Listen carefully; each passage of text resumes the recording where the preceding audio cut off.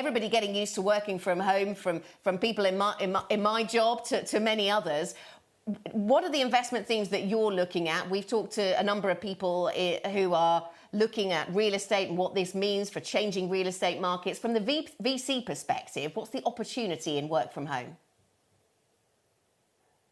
The opportunity is huge, because what we're seeing is changes that we were anticipating taking place over several years have been dramatically shortened.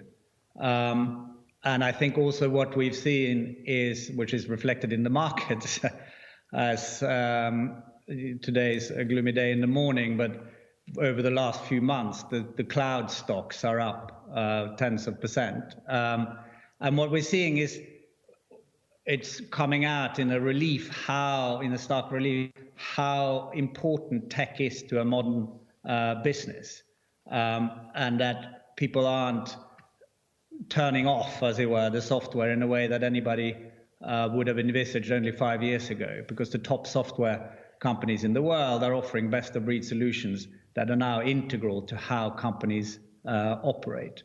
So I'll do a quick ad for some Dawn companies, and one of them is Showpad, which allows you to and the remote sales cycle, as you're talking about, has really accelerated this, is what happens in sales meeting, how can you teach best practice to the rest of your sales force, what are the good people doing. We have companies like the Taiku, which is showing here, which helps you analyze your data, and it's what we call showing off to your boss software. And you can look at data, and now you have to look at data even quicker because things are changing so rapidly. And to do that, you need to have a solid foundation, which companies like Colibra do. So I think that's the big changes we're seeing are happening quicker than we anticipated, because everybody has to solve problems much quicker than perhaps when things are a bit more straightforward.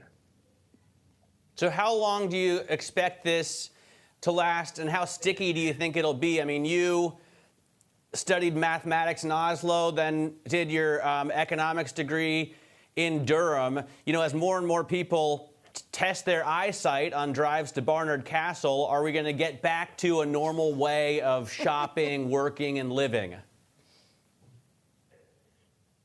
That is not something I have a view on.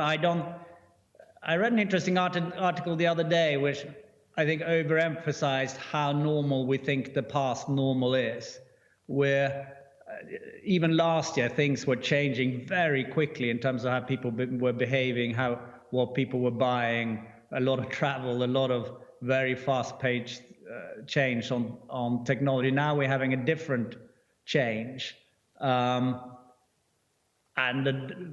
we will go. There'll be a different way of working. I think a lot of people realize how much they can get done at home. Certainly we at Dawn, we've done our first remote deal, as it were, Brighter, which we announced about a week ago, where we never actually met. We met the founders before, but not during the deal. It was very efficient. They were a distributed company regardless, so they weren't anywhere to necessarily meet them in the first place. So I think just back to a lot of things that were already happening are now getting accelerated in a very interesting way. And as you said, I used to spend more or less my entire life on the road, because there was a kind of social compact in that you were supposed to turn up and talk to the various stakeholders to show that you cared. And now people are realizing you can do that remotely, which is very, very interesting.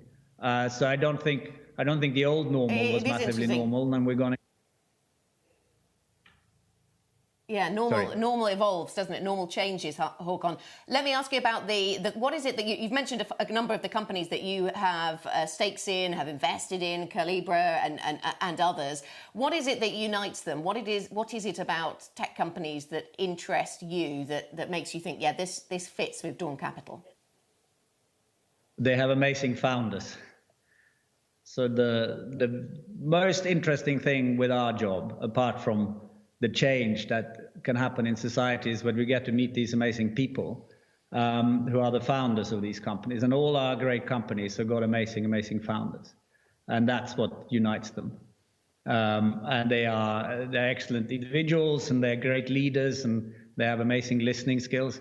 And that's really what unites them all. Then underneath that, we look at, so it's all B2B software, which I'll just take a second to explain, which is software that businesses rely on to run their own businesses. So we don't do anything consumer facing.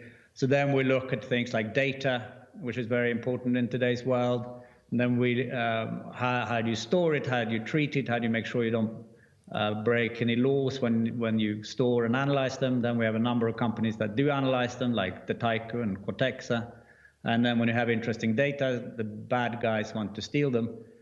So we do security. We also do fintech. We're an investor in iZettle, which is doing probably even better than ever now with cashless payment for small merchants. That's another change that got accelerated, and people don't want to handle cash. We also do what we call future of work, appropriately. So how do you sell software into this changing environment, working from home, selling from home, managing all this software, which in the old days you had 5 vendors, I won't mention them, and now a big company would have 700 software vendors. So how do you make sure that you I have to say, Haakon, I'd say just looking at the list of companies you're investing in, that you invested in, from Calibra to Showpad to Slack and Dropbox, it almost makes you look clairvoyant. But I'm sure you wouldn't have wanted to forecast this kind of crisis. In any case, those are companies that people are working with more and more and more.